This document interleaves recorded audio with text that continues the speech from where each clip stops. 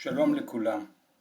אני רוצה להקליט לכם סרטון קצר שמסביר בעבודה אקדמית מה זה פרק הדיון. פרק הדיון זה הפרק האחרון בכל עבודה אקדמית. יש לה מטרה אחת. המטרה של פרק הדיון זה להראות שהממצאים שקיבלתם, שכבר רשמתם אותם בפרק ממצאים, הגעתם אליהם, רשמתם אותם בפרק הממצאים, המטרה של פרק הדיון זה להראות שסקירת הספרות שהבאתם אותה בחלק הראשון של העבודה, שסקרתם את הספרות המקצועית בנושא שאתם חוקרים אותה. בפרק הדיון, לדון בממצאים זה אומר להראות שסקירת הספרות עוזרת להבין את הממצאים שלכם. זאת אומרת שהממצאים שמצאתם הם לא מקריים, הם לא צצו במקרה, הם די מסתדרים ודי משתלבים עם מה שהספרות המקצועית אומרת. לכן, איך מתחילים סקירת ספרות? נותנים איזשהו פסקת מבוא שאומרת זה היה הנושא המחקר, זה מה שאמרו על זה קודם, פחות, לא, סליחה, זה נושא המחקר, זה מה שאני חקרתי, הנה הממצאים העיקריים שלי, רושמים אותם, כל זה פסקה, שתי פסקאות, זה הקדמה קצרה. אחרי זה מתחיל הדיון שבו אתם אומרים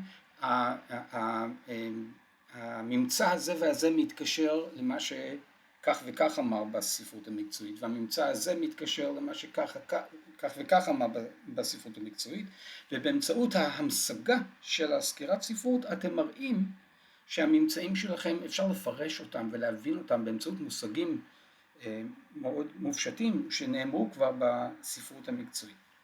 זה דיון, אבל זהו דיון מאוד בסיסי. מה שהופך פרק דיון למעניין ולחשוב, ואולי לחשוב ביותר בכל העבודה שלכם, זה כשאתם אומרים, אבל הממצאים שלי גם מעלים טיעונים על הנושא הנחקר, שלא נידונו בספרות המקצועית.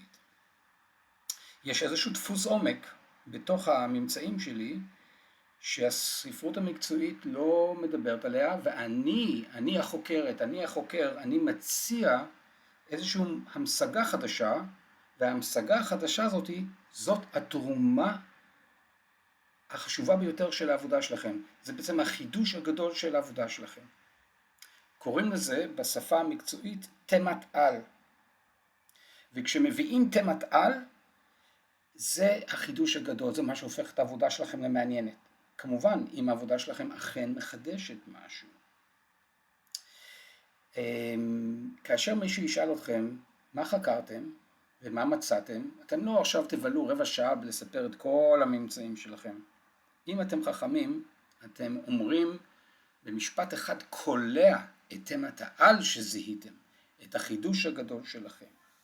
זה מה שאמור להיות בפרק הדיון, אחרי זה ממשיכים וכותבים על מסקנות, איזה מחקרי המשך אפשר לעשות ואיזה שינויים בפרקטיקה החינוכית אפשר לעשות בעקבות העבודה שלכם, ונהוג לסיים כל עבודה אקדמית באיזשהו משפט שמעלה את כל הדיון לרמה פילוסופית גבוהה, שגורמת לבן אדם להרגיש שהוא קרא משהו ששייך לשאלה הרבה יותר רחבה וגדולה בחיים. הערה אחרונה, אם יוצא לכם לכתוב תמת על מדהימה ומעולה בפרק הדיון שלכם, הרבה אנשים רואים בזה את העיקר בעבודה, הם חוזרים אחורה לכותרת של העבודה שלהם ושמים את תמת העל שלהם בכותרת של העבודה. עד כדי כך זה חשוב. אז תודה רבה לכם ולהתראות.